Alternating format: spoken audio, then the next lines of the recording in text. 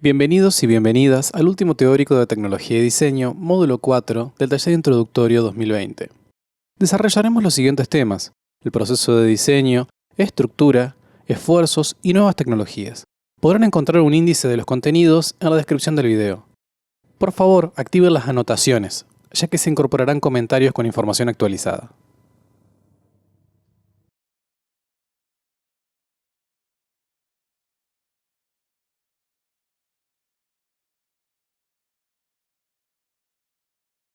Todo objeto diseñado posee una forma, cumple funciones y es realizado mediante una técnica. La forma limita el espacio del objeto y comunica mediante su configuración no solo su utilidad práctica, sino también su periodo histórico, entre otras funciones. El objeto se realiza mediante una técnica que, junto con los materiales, procesos de fabricación y conocimientos científicos aplicados, constituyen a la tecnología.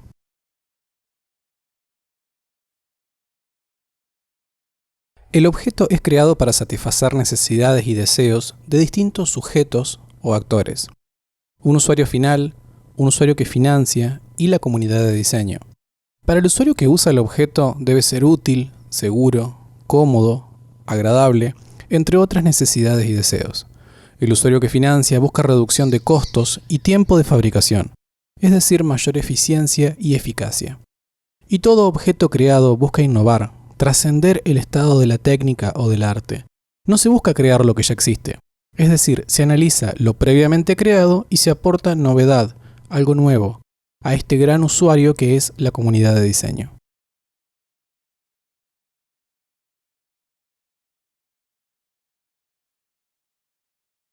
Estos objetos están inmersos en un ambiente complejo, donde podemos analizar algunas variables, como ser lo económico productivo, costo de producción, condiciones macro y microeconómicas, aspectos sociales y políticos, variables legales como son las normas en general, los planos técnicos de fabricación, variables históricas, variables medioambientales, el uso de recursos desde la extracción y transformación de la materia convertida en materiales, y materiales convertidos en productos.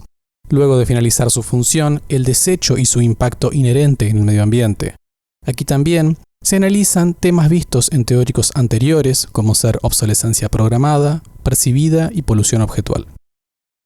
Tenemos entonces el siguiente esquema: un objeto que comunica cierta información mediante su forma, que es creado por medio de técnicas y cumple distintas funciones que buscan satisfacer necesidades y deseos de distintos sujetos, y se encuentra inmerso en un ambiente complejo que lo condiciona.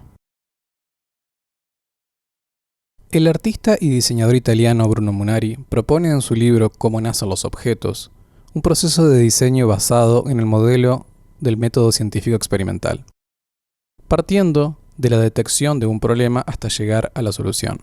Estos pasos inician desde el planteo de un problema general, luego su definición, descripción de los componentes del problema, la recopilación de datos previos, es decir, los antecedentes, analizar estos datos, proponer respuestas creativas al problema, analizar los materiales y procesos, experimentar la viabilidad de las propuestas, crear modelos y verificar si la propuesta resuelve el problema o si deben crearse más propuestas. Luego, al verificar que se resuelve el problema, se crean los dibujos técnicos para fabricar el objeto y finalmente, con esto, se accedería a una solución del problema planteado.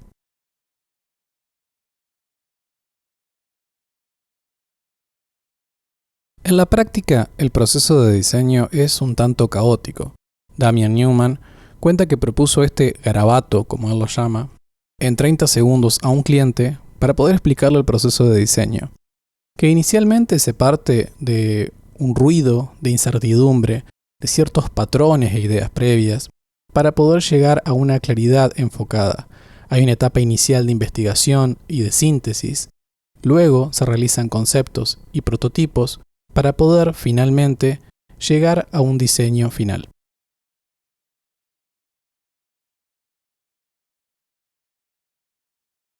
El proceso de diseño que hoy conocemos inició primitivamente cuando las distintas culturas solucionaron intuitivamente sus problemas imitando la naturaleza. La escritora de Ciencias Naturales e Innovación, Janine Benyus, propone el concepto de biomimética, imitación de modelos, sistemas y elementos de la naturaleza con el propósito de resolver los problemas humanos complejos.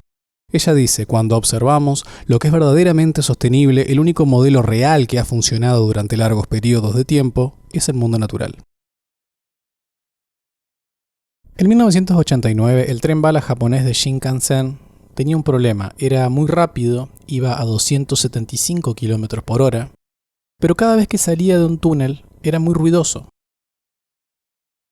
Esto venía de una variedad de fuentes, pero principalmente cuando aceleraba y se acercaba a un túnel empujaba la presión alrededor y al salir generaba un estallido sónico que podía escucharse a 400 metros de distancia y era un problema para las áreas residenciales que estaban alrededor. Fue contratado un equipo de ingenieros para poder solucionar este problema y era liderado por Eiji Nakatsu, que aparte de ser ingeniero era observador de aves. Él vio cómo cazaba el ave martín pescador que se zambulle en el agua para poder cazar a su presa y la forma de su pico le permite hacerlo sin emitir ruido que ahuyente a la presa. Entonces, tomando como modelo la forma del pico, intentaron adaptarlo a la forma del tren para reducir el sonido. En 1997 se creó un tren 10% más rápido que utilizaba 15% menos de energía y redujo a 70 decibeles el ruido generado.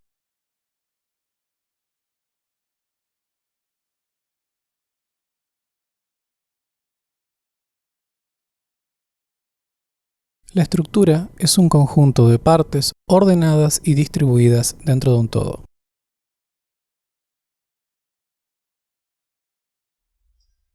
¿Qué vemos? ¿Una figura o una mancha? ¿Está ordenado o desordenado? Es la pregunta que se hicieron a principios del siglo XX un grupo de psicólogos, los cuales crearon la escuela de la Gestalt y empezaron a analizar patrones detrás de la forma en la que percibimos la realidad, para determinar qué está ordenado y qué no lo está. Con su lema, el todo es más que la suma de las partes. Significa que el conjunto que vemos no son solo sus partes, sino la forma de cada una de ellas, sus colores, cómo están distribuidas en el espacio y cómo se vinculan entre sí. Por ejemplo, en este caso, nuestro cerebro tiende a reconstruir la letra G cerrando la curva y generando la figura completa. En este otro caso, el principio de proximidad es el que determina cómo construimos la imagen de la letra E, por la proximidad entre los elementos, en este caso los cuadrados. Otro principio que vemos presente es el de continuidad. Tendemos a generar una imagen continua a pesar de que los elementos no lo sean, en este caso tanto en la letra como en la barra celeste. El principio de semejanza nos permite configurar una imagen en base a la similitud de sus partes. Y el principio de pregnancia que sostiene que entre una figura compleja nuestro cerebro reconoce la más familiar o más simple. En este caso, también entendiendo el contexto, nuestro cerebro asimila esta figura a la letra A y la L. En otro contexto, posiblemente veamos un fragmento de una escalera o simplemente barras negras. Otro principio es el de figura-fondo, quizás uno de los más reconocidos o más difundidos, en el cual nuestro cerebro construye una imagen a partir de la combinación entre el fondo y una figura. En este caso nos preguntamos, ¿qué vemos? ¿Dos rostros? ¿Un jarrón? Todos estos principios son ampliamente utilizados a la hora de diseñar y vemos aplicado cotidianamente, por ejemplo, en el imagotipo de Carrefour, podemos ver que la figura fondo construye la característica letra C. También podemos ver en el imagotipo de Unilever que por la proximidad de sus elementos, aun siendo uno diferente al otro, construimos la letra U.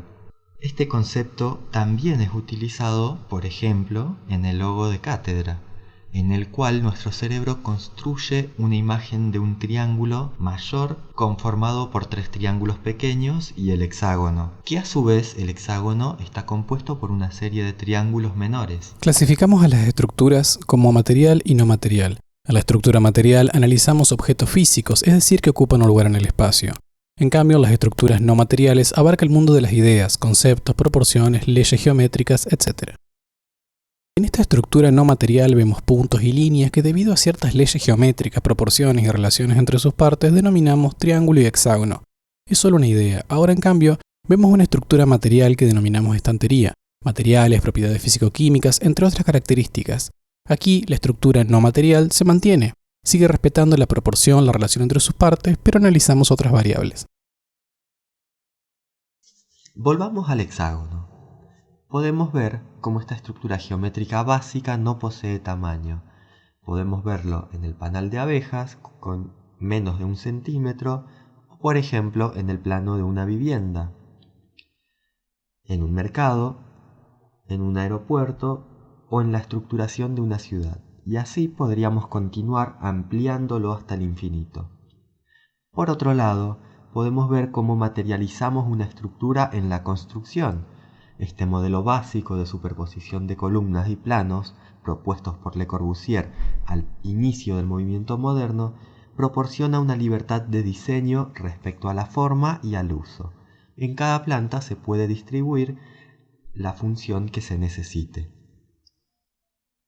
Sin embargo, en el proceso de diseño articulamos la estructura material, funcional y morfológica en un solo planteo, por lo que la distribución de las columnas, muros y vigas van a responder a una necesidad tecnológica de soporte, pero también un principio funcional, ya que la vivienda se diseña para un fin específico.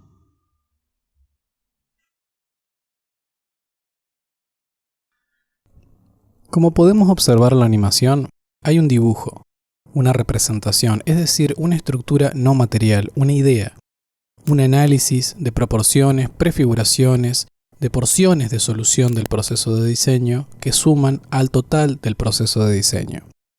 Se pasa de lo abstracto a lo concreto, con la materialización física de la estructura no material.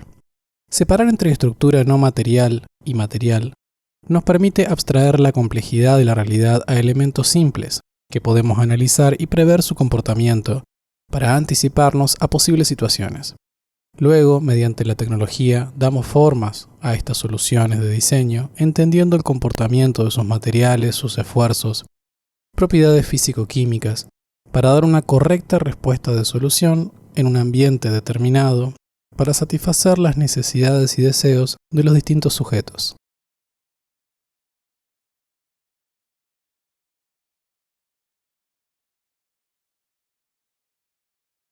Veamos el caso de un celular. Desde la estructura material tenemos la carcasa, el hardware, los distintos materiales y una estructura molecular en cada uno de esos materiales. Y a nivel de la estructura no material tenemos el sistema operativo y las aplicaciones. Cuando analizamos la forma vemos ciertas proporciones que se repiten aun cuando los modelos cambian a lo largo de la historia. También vemos esta proporción en el logo. Esta proporción es conocida como proporción áurea o número phi y es una proporción que se da entre cada uno de sus rectángulos. Ha sido utilizada desde la antigüedad en la arquitectura y era empleada como un símbolo de belleza. Así como la proporción áurea, se han intentado buscar a través de la historia distintas proporciones y estructuras no materiales que obedecen a ciertas leyes y proporciones para conferir cierta belleza. Así como a nivel material teníamos una estructura molecular, cuando observamos cada uno de los números, estos obedecen su forma a la cantidad de ángulos por los cuales están conformados. Desde el 1 hasta el 9 y el 0 que no posee ángulos tiene esta forma. Con el tiempo damos nombre a ciertas estructuras que se van repitiendo y generamos pequeñas variaciones en su estructura para crear nuevos objetos. Respetando la estructura general y creando pequeñas variaciones en su estructura a la que llamamos rasgos, nos permiten agrupar a los productos en familias y líneas.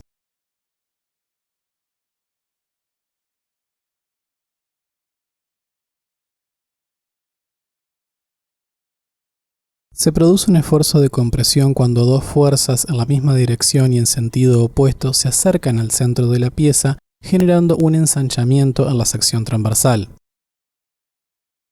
Se produce un esfuerzo de tracción cuando dos fuerzas en la misma dirección y en sentido opuesto se alejan, angostando la sección transversal. Podemos observar un ejemplo de estos dos esfuerzos en la horquilla de una bicicleta cuando es comprimida y traccionada para cumplir así la función de amortiguar el impacto.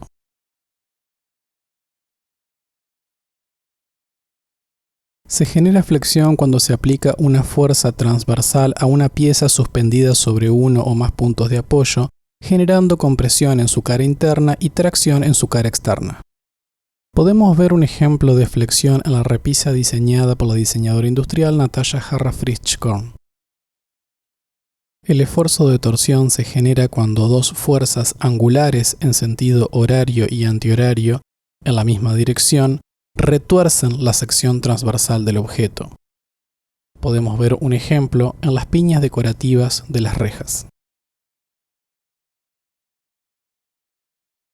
El esfuerzo de corte se genera cuando dos fuerzas en la misma dirección y en sentido opuesto convergente, próximas entre sí pero ligeramente separadas, se acercan seccionando al objeto.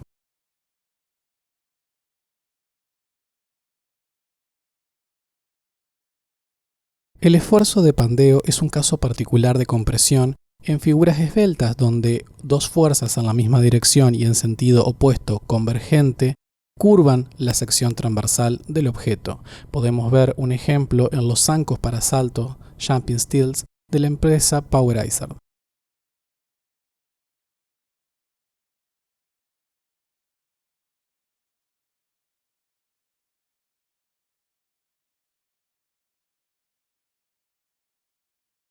El método de elementos finitos se usa para el diseño y mejora de productos en aplicaciones industriales, así como la simulación de sistemas físicos y biológicos complejos.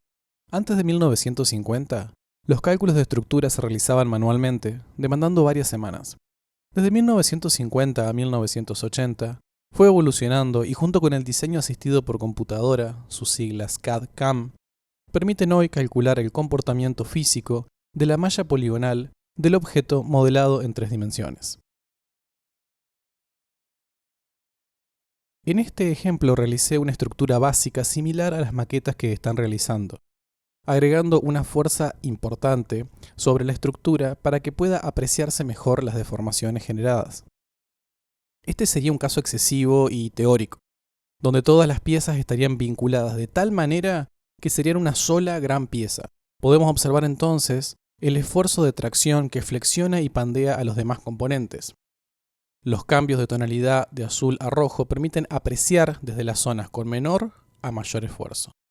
Este análisis nos permite anticiparnos en el proceso de diseño para generar los refuerzos y cambios necesarios para que la estructura sea más eficaz.